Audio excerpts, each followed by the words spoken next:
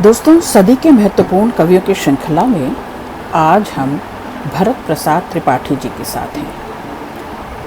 आलोचना की इनकी 7 पुस्तकें प्रकाशित हो चुकी हैं। कविता की समकालीन संस्कृति, बीहड़ चेतना का पथिक, मुक्तिबोध, प्रतिबद्धता की नई जमीन, बीच बाजार में साहित्य, सृजन की 21वीं सदी, देश पहाड़ परदेसी लोग, ये पुरस्कृत भी हो चुकी है। नई कलम, इतिहास रचने की चुनौती।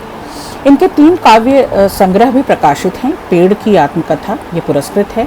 बूंद बूंद रोती नदी, पुकारता हूँ कबीर, कहानी संकलन है इनके। और फिर एक दिन, ये कहानी संकलन पुरस्कृत है। और 24 किलो का भूत और विचार परक कृति, कहना ज़रूरी है। साथियों, इन्हें मलखान सिंह सिसोदिया कविता पुरस्कार मिल चुका है 2014 में। युवा शिखर सम्मान मिल चुका है 2011 शिमला में। अंबिका प्रसाद दिव्य स्मृति प्रतिष्ठा पुरस्कार मिल चुका है 2008 में। इनको कई साहित्यिक पुरस्कारों से सम्मानित किया गया है।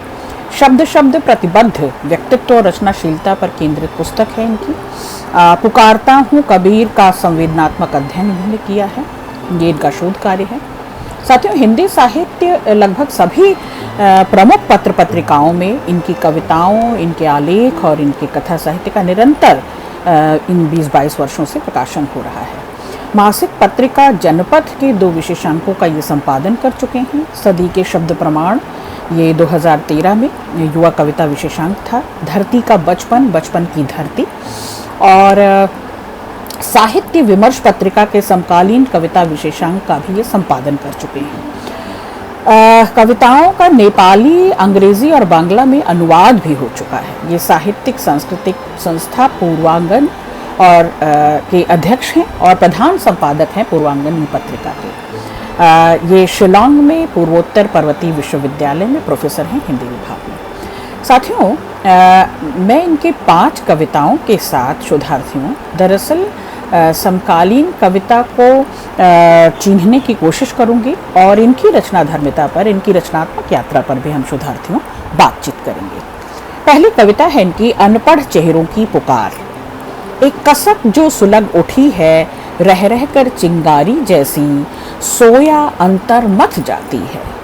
लघुता के तनाव की पीड़ा, बहरापन यूं भरा हुआ है, सुनता हूँ कुछ पत्थर जैसा। कायर आंखें कहाँ देखती, कायर आंखें कहाँ देखती, पृथ्वी के घावों को अपलक, चारों ओर बरसती ऋतुएं बौनेपन की ग्लानि जगाती। मिटने का आह्वान करती, यह शरीर जो कारागृह है, घोट रहा मेरा पक्षीपन, घोट रहा मेरा पक्षीपन। बीते चेहरे चमक उठे हैं, सिमटी दुनिया आह जगाती। अकथ कीमती अटपट बानी, अद्भुत था अनगढ़ भदेसपन। राग उन्हीं का, रंग उन्हीं का, सांस सांस संगीत उन्हीं का। अंग अंग जो आहक उठी है, महामोह की अंतर्ज्वाला, महामोह की अंतर्ज्वाला बेलगाम हो नाच रही है। अनपढ़ चेहरों की पुकार है, अनपढ़ चेहरों की पुकार है, असुआ आंखों की गुहार है, असुआ आंखों की गुहार है। साथियों, इस कविता विशेष में अनपढ़ चेहरों की पुकार दरअसल जो गढ़ा नहीं गया है, जो अनगढ़ रह गया है, वो कितना अबूझ होता जा रहा है। क्योंकि ज़रूरी नहीं है कि साक्षर होने से ही, अक्षर ज्ञान से ही अनुभव समृद्ध हो, संवेदन समृद्ध हो, स्मृतियाँ और सुधियाँ समृद्ध हों। तो दरअसल भरत प्रसाद सिंह जी इस ओर इशारा करते हैं कि जो कसक है, जो चुभन है, जो चिंगारी है, जो आग है, इसको कोई भी इसे गढ़ सकता है, इसे सजा सकता है, इसे रूप आकार दे सकता है, इसे रचनात्मक बना सकता है। तो क्या वजह है कि आँखों का देखना, कानों का सुनना और चेतना का उमगना, जगना धीरे धीरे कमता जा रहा है? क्या वजह है कि दुनिया सिमटती जा रही है? क्या वजह है कि किसी आह को, वाह को स्थान नहीं मिल रहा है, कोई राग रंग अपनापन अपनत्व तो नहीं मिल रहा है? और भरत प्रसाद सिंह जी लगातार इस ओर सचेष्ट हैं, सायास प्रयत्नशील हैं वे अपनी इस रचनात्मक यात्रा में कि उस आह को भी, उस लघुता को भी चिन्हित करने की ज़रूरत है, उस दर्द, उस तकलीफ को भी चिन्हित करने की ज़रूरत है जो सिमटती दुनिया के भीतर कहीं चिन्हित नहीं हो रही है। उसका भदेसपन बहुत ज़रूरी है, उसके भीतर जो गीत संगीत लय सुर ताल है, भरत प्रसाद सिंह जी उसको चिन्हने की, पहचानने की कोशिश कर रहे हैं। और इस कविता में वे शोधार्थियों दरअसल ये चिन्हित कर रहे हैं कि उनके चेहरों की पुकार को सुना जाए, उनकी आंखें जो आंसुओं से डबाडब हैं उनको पढ़ा और चिन्हा जाए, देखा जाए। दूसरी कविता है प्रतिशोध अमर है। जब फुफकारती हुई मायावी सत्ता का आतंक जहर के मानिंद हमारी शिराओं में बहने लगे, जब झूठ की ताकत सच के नामों निशान मिटाकर हमारी आत्मा पर घटा टोप की तरह छा जाए, जब हमारी जुबान फिजाओं में उड़ती दहशत की सनसनी गूंगी हो जाए, जब हमारा मस्तक सैकड़ों दिशाओं में मौजूद तानाशाही के झुकते ही चले जाने का रोगी हो जाए। बेहतरीन पंक्ति है। तो प्रतिशोध अनिवार्य है, तो प्रतिशोध अनिवार्य है वह आग जिसे इनकार कहते हैं, बेबसी वह जंजीर है जो हमें मुर्दा बना देती है, विक्षिप्त कर देती है वह पराजय जो दिन रात चमड़ी के नीचे धिक्कार बनकर टीसती है। बेहतरीन पंक्ति है। गुलामी का अर्थ अपने वजूद की गिरवी रखना भर नहीं अपनी आत्मा को बेमौत मार डालना है, बल्कि उसका अर्थ अपनी कल्पना को अंधी बना देना भी है। अपने इंसान होने का मान यदि रखना है तो आंखें मूंद कर कभी भी पीछे पीछे मत चलना, हाँ की आदत अर्थहीन कर देती है हमें। जी जी कहते कहते एक दिन नपुंसक हो जाते हैं हम, जी जी कहते एक दिन नपुंसक हो जाते हैं हम, तनकर खड़ा न होने की कायरता एक दिन हमें जमीन पर रेंगने वाला कीड़ा बना देती है। जरा देखो कहीं अवसरवादी घुटनों में घुन तो नहीं लग गया, पंजों की हड्डियां कहीं खोखली तो नहीं हो गई, हर वक्त झुके रहने से रीढ़ की हड्डी गलने तो नहीं लगी, पसलियां चलते फिरते ढांचे में तब्दील तो नहीं होने लगी। जरा सोचो, दोनों आंखें कहीं अपनी जगह से पलायन तो नहीं करने लगी। अपमान की चोट सहकर जीने का दर्द पूछना उस आदमी से जो अपराध तो क्या, अन्याय तो क्या, सुई की नोक के बराबर भी झूठ बोलते समय रोआ रोआ कांपता है। याद रखना आज भी जालसाज की प्रभुसत्ता सच्चाई के सीने पर चढ़कर उसकी गर्दन तोड़ते हुए खूनी विजय का नृत्य करती है। आज भी अय्याश षड्यंत्र के गलियारे में काट कर फेंक दी गई है ईमानदारी की आत्मा, मरने से पहले 100 आंसू रोती है अपनी भूख मिटाने के लिए। न्याय को बाँच कर खा जाने व्यापारी फैसले की कुर्सी पर पूजे जाते हैं आज भी, फैसले की कुर्सी पर पूजे जाती हैं आज भी। आज का आदमी उन्नति के बरगद पर क्यों उल्टा नजर आता है? आज दहकते हुए वर्तमान के सामने उसका साहसिक सीना नहीं, सिकुड़ी हुई पीठ नजर आती है।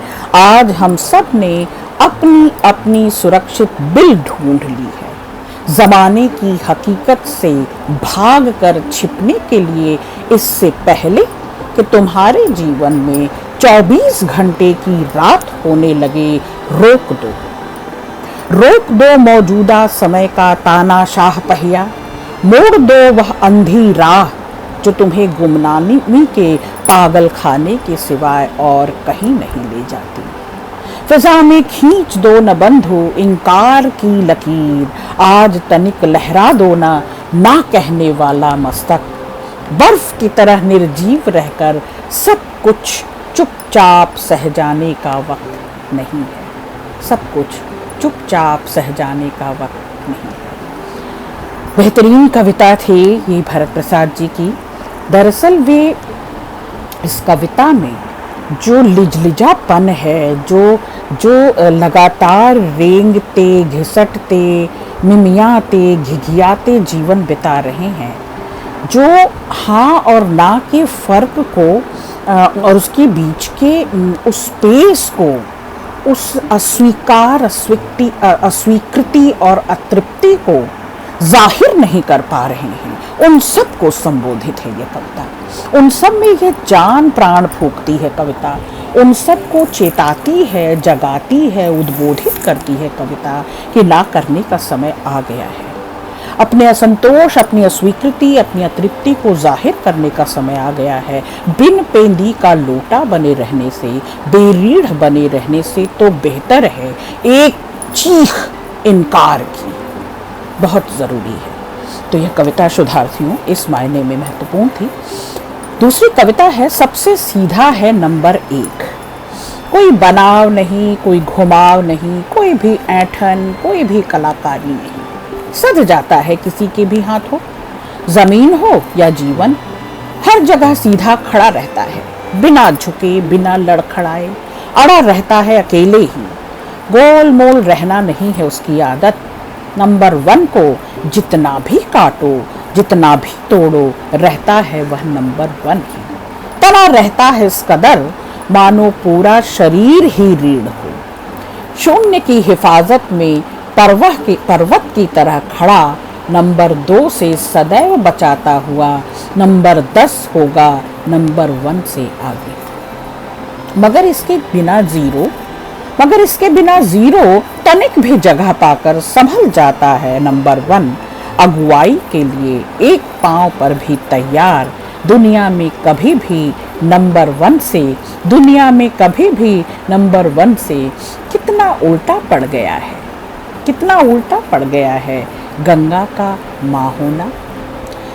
सिद्ध हो चुका है तुम पर नदियों की हत्या का इतिहास, या नदी है या कोई और, जो मात खा खा कर भी धैर्य खोने का कभी नाम ही नहीं लेती। पी जाती है हलाहल अपमान, सह जाती है अपने पानी का पानी उतर जाना, छिपा जाती है तरंगों में हाहाकारी विलाप। आखिर यह है कौन जो मर मिट कर भी करोड़ों शरीर में प्राण सींचती है, सदियों से गंगा बनारस के लिए जीती है। साथियों, पिछली कविता नंबर 1 में दरअसल भरत जी ये बताना चाहते हैं कि ये होड़, ये प्रतिस्पर्धा, ये प्रतिद्वंदिता और अपनी जगह, अपनी अवस्था, अपनी अवस्थिति, अपनी उपस्थिति को पहचानने की ज़रूरत है। आप अपने से कमतर और अपने से बढ़ते हुए लोगों के बीच किसी होड़ में नहीं है। आपकी प्रतिस्पर्धा, आपकी कुवत, काबिलियत अपने आप से है। आप अपने को देखें, उसे निखारें, उसे बढ़ाएं, चरैवेती और आगे बढ़ें, न कि इस जो लगातार एक अस्वस्थ सी मानसिकता पूरे परिवेश को में पसर रही है और दूसरे को गिराकर, हराकर, ये इन प्रकारेण हम कोई जगह बनाना चाहते हैं। तो उस जगह बनाने की बात पर यह कविता केंद्रित है साथियों। और ये कविता गंगा के मृतप्राय होते, लगातार क्षीण होते, कमज़ोर होते को चिन्हित कर रहा है कवि। काश गंगा के लिए बनारस 4 दिन भी जी लेता। तो बनारस बसा हुआ है। दरअसल बनारस की बसावट और उसकी पहचान, उसको जो क्या कह सकते हैं, उसको जो लोकप्रियता, ख्याति मिल रही है, लोग दूर दूर से उसे आ रहे हैं देखने, तो बना रहे रस बनारस का, तो बना रहे रस बनारस का इसी गंगा के कारण। तो उसके महत्व को कवि इस कविता में, दरअसल जल जंगल जमीन अगर ये बचे रहेंगे तो मानवता और समूची सृष्टि बचेगी। तो एक बड़ी चिंता को लेकर यह कविता की गई है साथियों। आगे है कि मिट्टी में धसे हुए बरगद के मानिन, मगर देखो तो बनारस के लिए गंगा की हैसियत अहक अहक कर जीती हुई। अहक अहक, अहकना मतलब एक होता है ना, उमग कर, पूरी इच्छा के साथ, पूरी लालसा के साथ, शायद तुम्हारे माथे पर लगा हुआ गंगा की हत्या का ऐतिहासिक कलंक थोड़ा बहुत धुल जाए, थोड़ा बहुत धुल जाए। अगली कविता है गंगा का बनारस। पछाड़ खा खा कर रात दिन खून के आंसू रोती, अचरा पसार कर प्राण की भीख मांगती, जहर का घूंट पी पी कर मौत के एक एक दिन गिनती, गूंगी पराजय की मूर्ति बन रही है गंगा। अरे तुम्हारे छूते ही गंगा का पानी काला क्यों हो जाता है? तुम्हारे पास जाते ही गंगा कांपने क्यों लगती है? तुम्हारे नहाते नहाते गंगा के विषाक्त हो जाने का रहस्य अब समझ में आया। तुमने कैसा प्रेम किया कि भीतर भीतर सड़ गई है गंगा। तुमने कैसी पूजा की कि जन्म जन्मांतर के लिए दासी बन गई।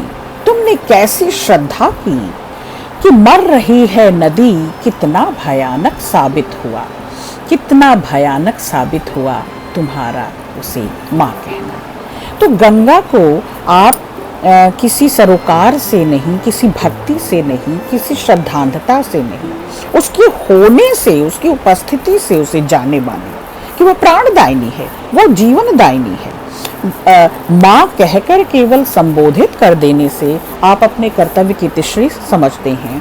आप देश विदेश घूमते हैं, आप गंगा के नाम का को बहुत पवित्र कहकर, पूजनीय कहकर संबोधित करते हैं, उसे माँ कहते हैं और उसके बाद उसके भीतर अपना सारा कलुष, कलमश, दोष, दुर्गुण, पाप उसके आंचल में सब आप झोंक देते हैं, दे देते हैं। तो ये विष, ये अपवित्रता, ये दुर्गंध और ये लगातार गंगा को छलते जाना, दरअसल आप जब उसे माँ कह रहे हैं शुद्धार्थियों, तो जब उसे माँ कह रहे हैं तो वो मान, वो सम्मान देना ही पड़ेगा, वो जगह देनी ही पड़ेगी कि आप अपने माँ को मैला नहीं करते, आप अपने माँ को अपवित्र नहीं करते, अपनी माँ की को निरादरित और दर्द तकलीफ से, दोष दुर्गुण से नहीं भरते, आप उसका अपमान बर्दाश्त नहीं कर सकते। तो संपूर्ण बनारस वासियों के बहाने, दरअसल ये केवल बनारस के लोगों को संबोधित कविता नहीं है, ध्यान रखिएगा, पूरे देशवासियों को दरअसल ये संबोधित कविता है। अगली कविता है पहरेदार हूँ मैं। अगर कातिल के खिलाफ कुछ भी न बोलने की तुमने ठान ली है, अगर हत्यारों को पहचानने से इनकार करने पर तुम्हें कोई आत्मग्लानि नहीं होती, अगर लुटेरों को न ललकारने का तुम्हें कोई पछतावा नहीं, अगर अंधकार में जीना तुम्हें प्यारा लगने लगा है, तो जरा होश में आ जाओ। एक खूबी मुझे भरत प्रसाद सिंह जी की कविताओं में दिखती है, चेतावनी की कविताएं हैं, सावधान करती हुई कविताएं हैं, संबोधित करती हुई कविताएं हैं शुद्धार्थियों। और इसलिए ये इस श्रृंखला में मैंने इन्हें शामिल किया कि ये कविताएं भी अपनी जगह बना रही हैं निश्चित तौर पर, क्योंकि जब सावधान करते हैं, सचेत करते हैं, चेतावनी देते हैं, तो दरअसल सजग होने का, साया सचेष्ट होने की बात करते हैं शुद्धार्थियों। ये कहते हैं, अगर अंधकार में जीना तुम्हें प्यारा लगने लगा है तो जरा होश में आ जाओ। मेरे शब्द चौकीदार की तरह तुम्हारे चरित्र के एक एक पहलू पर रात दिन पहरा देते हैं, तुम्हारी करतूतों के पीछे घात लगाए बैठे हुए। तुम तो क्या, तुम्हारी ऊंची से ऊंची धोखेबाज कल्पना भी उनकी पकड़ से बच नहीं पाएगी। मेरे शब्दों की पकड़ से, रचनाकार के शब्दों की पकड़ से, कवि भरत प्रसाद सिंह के शब्दों की पकड़ से। एक रचनाकार का ये सबसे बड़ा दायित्व होता है कि वो अपने आसपास को, अपने परिवेश को चिन्हे, पहचाने और उसे दर्ज करे अपनी कविताओं में, उसे चिन्हित करे अपनी कविताओं में, और इन शब्दों के हथियार से दरअसल वो होशियार करे, सबको फटकारे, और जो निंदनीय काम कर रहे हैं, जो लगातार संलग्न हैं ऐसी असामाजिक परिस्थितियों को देने के लिए, असामाजिक कार्यों में, उन सबको धिक्कारते हैं। तुम तो क्या, तुम्हारी ऊंची से ऊंची धोखेबाज कल्पना भी उनकी पकड़ से बच नहीं पाएगी। परत दर परत एक दिन खोल खाल कर तुम्हें नंगा कर देंगे मेरे शब्द। तुम दोनों हाथों से बर्बादी के बीज बोते हो, पता है मुझे। तुम्हारी दोनों आंखों को बेहिसाब नफरत करने का रोग लग चुका है। तुम्हारे पैरों में रौंदने की सनक सवार है। तुम्हारी जीभ से हर वक्त ये लाल लाल क्या टपकता है, लहू। दूसरे को ये हिंसा, ये क्रूरता की बात करते हैं। तुम्हारी सुरक्षा के लिए सत्ता ने पूरी ताकत झोंक दी है। आज तुम सबसे ज्यादा सुरक्षित हो। तुम्हारे इर्द गिर्द हवा भी तुम्हारे विपरीत बहने से कांपती है। तुम्हारे इंच दर इंच अपने बचाव के लिए दीवारें तो खड़ी कर दी हैं, फिर भी अपनी आसन्न मौत की भय से सूखे पत्ते की तरह हाड़ हाड़ कांपते हो। पता है मुझे यहाँ इधर सीने के भीतर रह रहकर लावा फूटता है, नाच नाच उठता है सिर। तुम्हारे खेल को समझते बूझते हुए भी जड़ से न उखाड़ पाने के कारण अंदर अंदर लाचार धधकता रहता है। अपने पेशे के माहिर खिलाड़ी हो, लेकिन अपने मकसद में कामयाब रहते हो, लेकिन घोषित तौर पर विजेता जरूर हो, लेकिन विचारों की मार भी कोई चीज होती है, सच की धार भी कोई चीज होती है। विचारों की मार भी कोई चीज होती है, सच की धार भी कोई चीज होती है। तुमसे लड़ लड़ कर मर जाने के बाद मैं न सही, मेरी कलम से निकला हुआ एक एक शब्द तुम्हारी सत्ता, तुम्हारे शासन के खिलाफ मोर्चा दर मोर्चा बनाता ही रहेगा, मोर्चा दर मोर्चा बनाता ही रहेगा। बेहतरीन कविताएं थी शोधार्थियों, शुक्रिया।